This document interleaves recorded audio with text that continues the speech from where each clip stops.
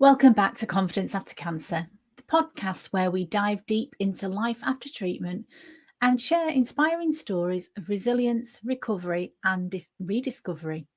And today I'm absolutely delighted to be joined by a very special guest, somebody who I've been speaking to online for quite a while and I finally get to chat with properly, the amazing Aithne. Aithne is the founder of a beautiful lingerie brand created especially for women who've had breast cancer, surgery, and reconstruction. Her passion was sparked by her own mother's experience with breast cancer, and she's now on a mission to design bras that help women feel fabulous again, not just functional. In this episode, Aithne shares her deeply personal journey, the emotional impact of body image after cancer, and how fashion, yes, even lingerie, can play a powerful role in rebuilding confidence. We talk about identity, femininity, and why what you wear under your clothes can be a big part of how you feel in the world. You're going to love the conversation. Let's get started. It's lovely to meet you at long last. We've been speaking online for such a long time. How are you doing today? You okay? Oh, I'm good, thank you. Thank you so much for having me. It's such a pleasure, and it feels really nice to be able to talk to someone that you've had email communication with for so long. So yeah, thank you so much, and yeah, doing really well, thank you. Oh, great. And it's the sun is shining even here in Manchester today. So that always makes everything better. Absolutely, yeah, summer's on its way. It is. Whereabouts are you? I'm in London, so I'm in All right. southwest Okay. London, All right. You generally and get better weather than us, but yeah. yes, sometimes it's been a bit iffy today, but yeah, it's not too bad. Great. So, well, it's lovely to meet you. I know a little bit about what you do. So, really like to just start off by telling about your story, how you've got into the work that you're doing.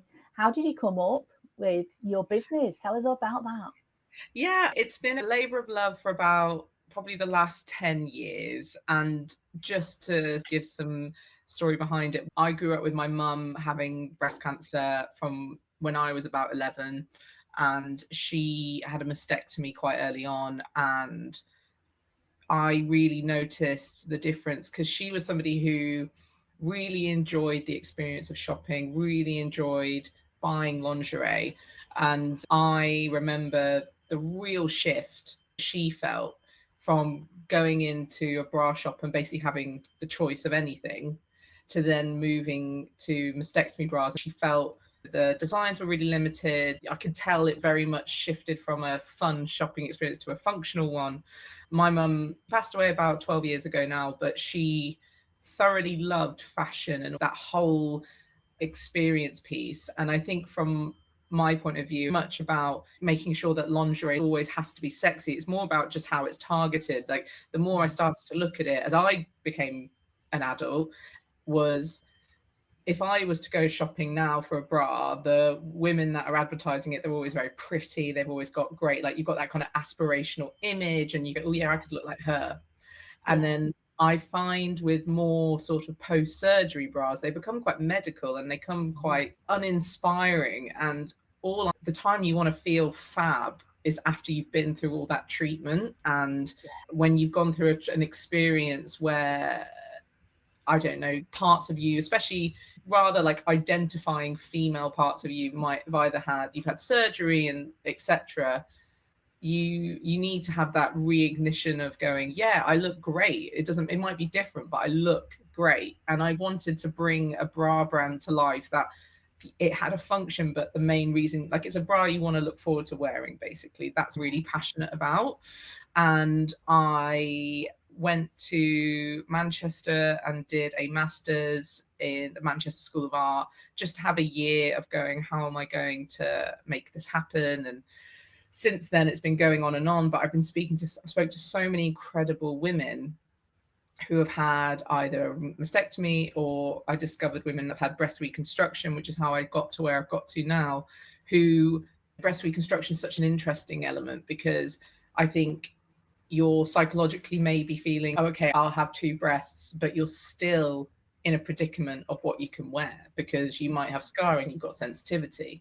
Equally, then that's another cohort of women who maybe don't feel like they're being seen in this huge industry. Yeah. And I really wanted to make something that was fun to shop and interesting, and also just not something that was always identifying people as patients, because I think that's a really hard label to shift after you've had cancer. Oh, it absolutely is. I love what you're saying. And myself, I've been through it myself. I've had a mastectomy, I've had a flat reconstruction. And that whole journey of going, like you say, of having underwear that was functional when I had a prosthesis, to, oh, actually, I can wear nice things now, but actually feeling very lost in myself and losing my identity about, do I want a sexy bra? I'm getting older now. But more and more young women as well are getting diagnosed, unfortunately, with breast cancer. And so when you typical mastectomy bras, they're like old ladies' bras, I would call them, quite often. They're not pretty. They're quite ugly. They're things that you'd want to hide away with. And I like, even if nobody sees it, but if I'm going out somewhere special, I want to wear something pretty or something pink, matching. My mum always used to say, in case you have an accident, always have matching underwear on. But it's a great theory. I'm here for it. But it makes you feel so good. Even like I say, if nobody sees it if you're going out, but you've got, like for me, I like to wear a lot of red and a lot of pink. So I like the matching underwear as well. And when I'm wearing my functional, horrible underwear, that was the last thing on my mind. But it was part of getting my identity back. Yeah. Because you lose that when you go through the cancer treatment. If you've had chemo, if you lost your hair, if you've had surgery, your body's changing. And then so many women as well, and I did, had steroids. So my weight was up, then it was down. And the whole image thing. And I find a lot of people I speak to are quite apologetic about the fact that they almost feel guilty of focusing on what they see as a trivial thing. But it's not trivial at all, is it? I don't think so. And when I was in Manchester, I was a bra fitter when I was studying, and it was a fascinating experience, because whether or not you'd had a mastectomy, or women that were just becoming mums and maybe their bodies were changing, like when you're, I think because there's so much pressure on women to look a certain way in society or keep up and all that kind of narrative. And there's nothing more sobering, I think, for a lot of women, is when you're in a changing room and you just got your bra out and you're just like, okay, this is me. It was fascinating because I met so many incredible women when I was fitting that they all come to the same thing, where either they were going, oh, the insecurities come out in such different ways in people, but you see it and you go, some people are just like, oh, I don't like this, I don't like that, or like, you're going to think this. And I'm like, no, like my job's to make you feel great. And it's a really interesting experience, because it's a really vulnerable thing for women to basically get their bodies out and to basically ask a stranger to fit them. But I think it's a really important thing to make yourself feel incredible. And like, it's such an interesting thing. One of the ladies, or more than one of them, that I spoke to when I was developing this bra, is I was going, what is it? And it's actually similar to what you were saying, of going, I'm not looking to show it off. I just want to know I'm wearing something good. Like, it's my secret. And I think that's a really important thing, because actually, if you feel great, then confidence just radiates. If you've got a bit of a, I don't know, I guess we all know the difference between if we're wearing the outfit we love and the outfit we can just get by on. And I think that comes down to similar for bras as well. And I think particularly around similar point, a very interesting point that you made about cancer and how a lot is taken from women during chemotherapy, like your hair, and obviously, like your skin can change and everything. And like, if steroids are at play, that can be a real impact. Like, I think it's just nice to be able to go, this one I can take back, that one's for me. So that's what I'm really passionate about bringing back, which is exciting. It is exciting. That's absolutely wonderful. So, you came to Manchester. Great choice to study. Yeah, so how did you actually set your business up? Because that's a huge thing. It's all well being having an idea, but how did you go from having your idea to actually producing your bras? Do you know what? I think it took a long time, just because I think one thing was trying to figure out the designs. So once I realized I wanted to really target women who had breast reconstruction, it was fascinating to learn that they've got very different kind of pain points that aren't being met to someone who's had a mastectomy. So it was very much getting the design right. And then these bras are made in the UK, which I'm really pleased that they are. So found an incredible factory to work with in Nottingham, and then had a bunch of test wearers, which has been really helpful, because I think I wouldn't want to bring something out and claim it works if it hasn't been worn by people that have had it.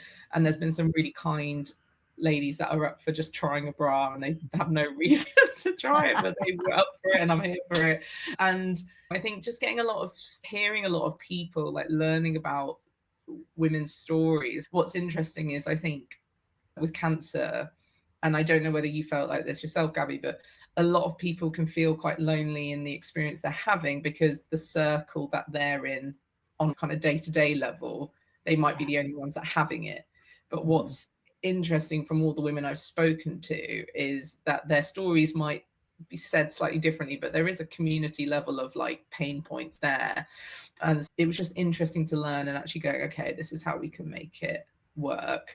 And then a lot of it is just, I was just like, I've just got to do it. I've just got to get going. I was in Thailand at New Year, which was lovely. And I was like, this is the year, we're going to go.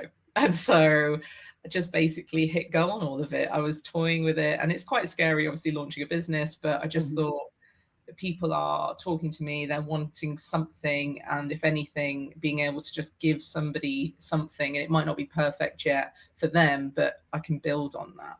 And building a community of women is incredible to be able to get there. And I'm quite like, yeah, and I think I'm very lucky, I've got a lot of people with a lot of goodwill who have given me their time to either try it, help me out with the business, and then here we are. Yeah, it is. I love what you said about the sense of community, because this was one of the things I felt when I finished my cancer treatment. I felt very alone, and my friends and my family were absolutely amazing, but I just felt they don't understand, and I was keeping so much inside of me that I felt I couldn't share.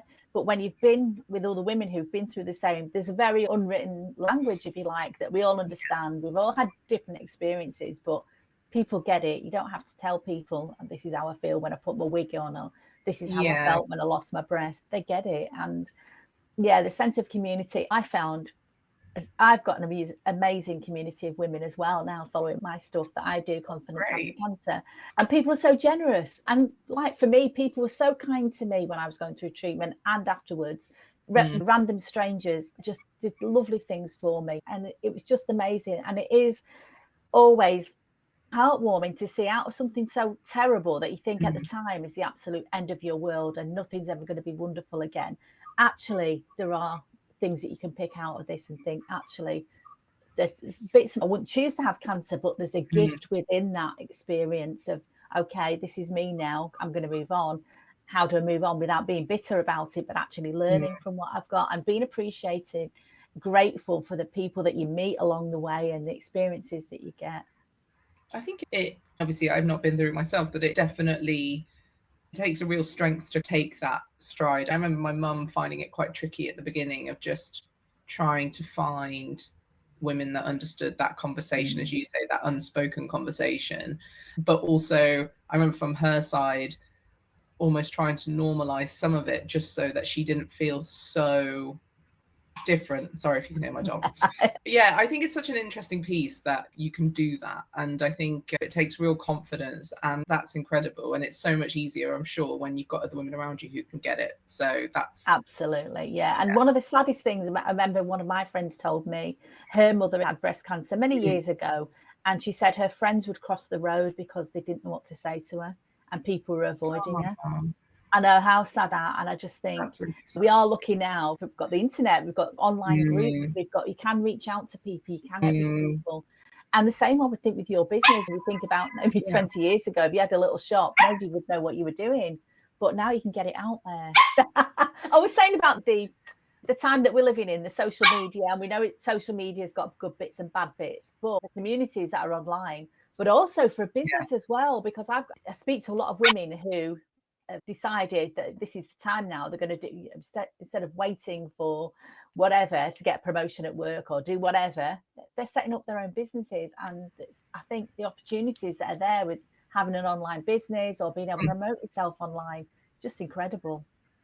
Yeah, and it's really interesting actually, because when I first started, I found it quite tricky. It's a real choice for ladies to either openly talk about the fact they've had cancer. Some people try and go completely under the radar.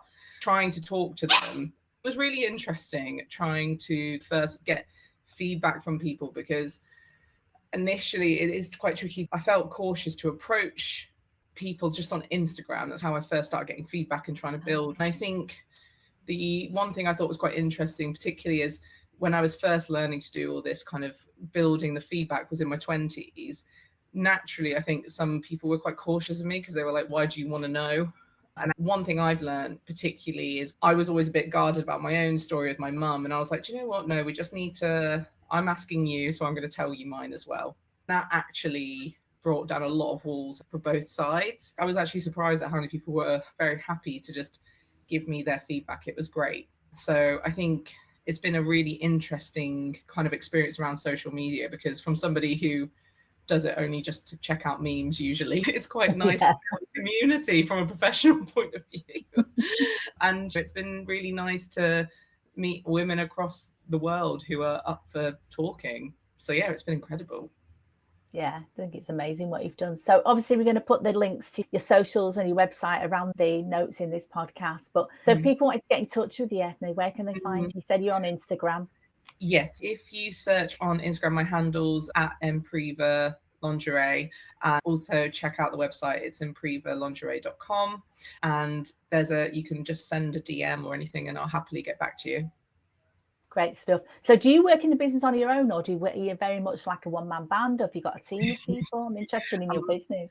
I'm a very much a one-man band at the moment. Right. It's a juggling. I'm trying to build it all up and get everything there, and that's been really good. A lot of good friends who have been able to help me, but yeah, the main piece around it is all me at the moment. Obviously hope for that to build up further in time, but as someone who's been obsessed with lingerie, making sure that bras fit well and everything, I'm happy to basically get involved. So if anyone wants any guidance on how to get a good fitting bra, I'm also happy to help with that.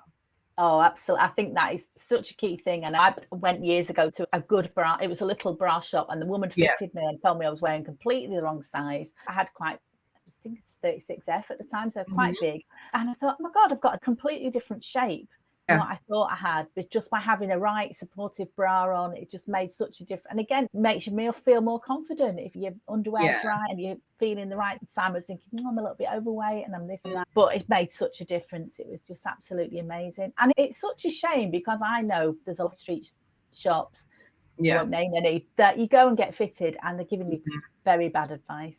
And I think when you are on a bigger, I mean, I've got a bigger bust as well, but sometimes that can feel quite alienating, only in the sense that you think, oh yeah, as you say, oh, it must just be because I've got bigger boobs, so nothing's really going to fit me. And actually, you can find a bra that fits you anyway. You just need to know what you're looking for, and that is something I hope to expand in. At the moment, I've got it's a small range, just because it's the first launch, and I just want to make sure it works perfectly. It is a smaller size range, but that's not the end goal for me. It is to go into a bigger sizing range, and then equally you learn what ladies are looking for. So I think, that confidence of being able to wear a bra that fits you well, but equally, the best bit about a well-fitting bra is that you can't feel it when you're in it. You just forget you're wearing it, so you're comfortable all day, whether or not it's wired. I've worn uncomfortable bras, and you just go, oh God, like I'm either moving around or my boobs are looking weird or whatever.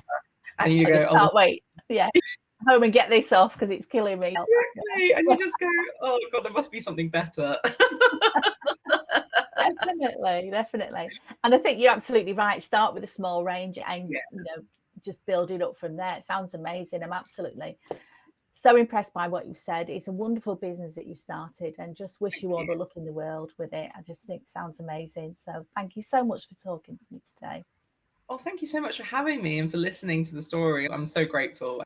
Yeah, I think for anyone who might be listening who can't find what they're looking for right now, I just say sign up to the emails, because I plan for this to grow. So brilliant. I would love to bring them on the journey. Yeah, me too. It's been lovely speaking to you. Thank you so much. Take care. Thank you. Thank you. Bye-bye.